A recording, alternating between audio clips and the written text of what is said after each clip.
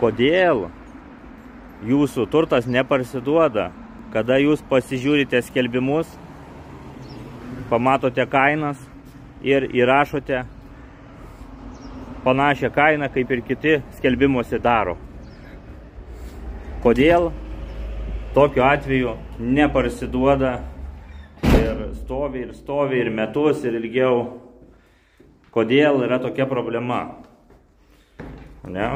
Tai visų pirma, jeigu jūs taip darote, tai yra nesėkmingo pardavimo formulė, o tik tai laiko gaišinimo. Aišku, jūs tokiu būdu susirinksite patirtį, bet jeigu paklausysite mano patirties, jums nebereikės to daryti. Esmė tokia yra. 2 faktoriai, kodėl neparsiduoda turtas. Arba ženkliai per aukšta kaina, arba prastas reklamavimas. Tai visų pirma, užtikrinkite, kad reklamos būtų tikrai daug. Tai padėti galime mes padaryti su komanda, arba galite patys pasyvų tokį reklamavimą padaryti su keliais skelbimukais, ne? Ir tada įprastai kainas reikia reguliuoti, kaip masalą. Jeigu jūs kainos nereguliuosite, jūs ir neparduosite.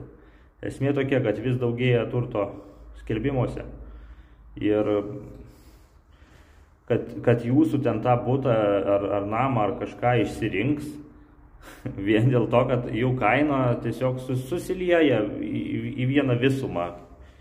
Taip jums nepavyks. Kad parduoti, jums reikia sukurti duobę rinkoje, kad jūsų tas turtas sukeltų jiems šoką, bet aišku, nebūtų per pigiai, bet pigiau negu visi. Ir kas tada nutinka? Tada pradeda eiti žmonės ir dėrėti su jumis. Tada jums reikia vesti sąrašą. Veskite sąrašą, ką jie duoda. Nepulkite vienam ar kitam parduoti.